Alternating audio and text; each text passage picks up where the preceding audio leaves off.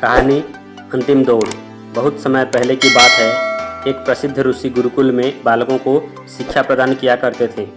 उनके गुरुकुल में अनेक राज्यों के राजकुमारों के साथ साथ साधारण परिवार के बालक भी शिक्षा प्राप्त करते थे। उस दिन वर्षों से शिक्षा प्राप्त कर रहे शिष्यों की शिक्षा पूर्ण हो रही थी। सभी बड़े ही उत्साह से अपने अपने घर लौटने की तैयारी में थे। जाने के पूर्व ऋषिवर ने सभी शिष्यों को अपने पास बुलाया। सभी शिष्य उनके समक्ष आकर एकत्रित हो गए। ऋषिवर सभी शिष्यों को संबोधित करते हुए बोले, प्रिय शिष्यों, आज आप सबका इस गुरुकुल में अंतिम दिन है। मेरी इच्छा है कि यहाँ से प्रस्थान करने के पूर्व आप सब एक दौड़ में सम्मिलित हो। ये एक बाधा दौड़ है जिसमें आपको विभिन्न प्रकार की बाधाओं का सामना करना होगा। आपको कहीं कूदना होगा तो कहीं पानी में दौड़ना होगा। सारी बाधाओं को पार करने के उपरांत अंत में ही आपको एक अंधेरी सुरंग मिलेगी जो आपकी अंतिम बाधा होगी। उस सुरंग को पार करने के उपरांत ही आपकी दौड़ पूर्ण होगी। तो क्या आप सब इस दौड़ में सम्मिलित होने के लिए तैयार हैं? हम तैयार हैं, सभी शिष्य एक स्वर में बोले। दौड़ प्रारंभ हुई। सभी तेजी से भागने लगे। समस्त बाधाओं को पार करने के उपरांत वे अंत में सुरंग में पहुँचे। सुरंग में बहुत अंधेरा था। जब शिष्यों ने सुरंग में भागने का प्रारंभ किया तो पाया कि उसमें जगह जगह नुकीले पत्थर पड़े हुए हैं। वे पत्थर उनके पाँव में चुभने लगे और उन्हें असहनीय पीड़ा होने लगी। लेकिन जैसे तैसे दौड़ समाप्त कर वे सब वापस ऋषिवर के समक्ष एकत्र हो गए।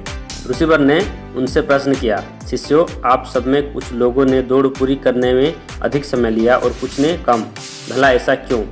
उत्तर में एक शिष्य बोला, गुरुवर, हम सभी साथ साथ ही दौड़ रहे थे, लेकिन सुरंग में पहुंचने के बाद स्थिति बदल गई। कुछ लोग दूसरों को धक्का देकर आगे निकलने में लगे हुए थे तो कुछ लोग संभल कर आगे बढ़ रहे थे। कुछ तो ऐसे भी थे जो मार्ग में पड़े पत्थरों को उठाकर अपनी जेब में रख रहे थे ताकि बाद में आने वालों को कोई पीड़ा ना सहनी पड़े।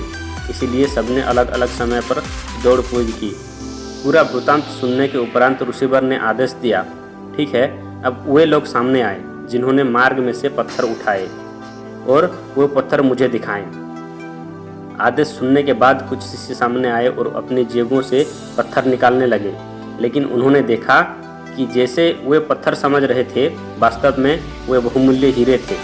सभी आश्चर्यचकित होकर ऋषिवर की ओर देखने लगे। मैं जानता हूँ कि आप लोग इन हीरों को देखकर आश्चर्य में पड़ गए हैं।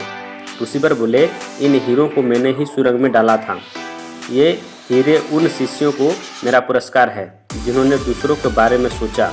शिष्यों, यह दौड़ जीवन की भागम भाग को दर्शाती है, जहाँ हर कोई कुछ न कुछ पाने के लिए भाग रहा है, किंतु अंत में समृद्ध वही होता है जो इस भागम भाग में दूसरों के बारे में भी सोचता है और उनका भला करता है। अतः आते जाते ये बात गांठ बांध ले कि जीवन में सफलता की इमारत खड़ी करते समय उसमें परोपकार की ईंटें लगाना ना भूले। अंततः वही आपकी सबसे अनमोल जमा पूंजी होगी। तो दोस्तों, ऐसे ही वीडियो देखने के लिए चैनल को लाइक शेयर सब्सक्राइब कीजिए। Thank you.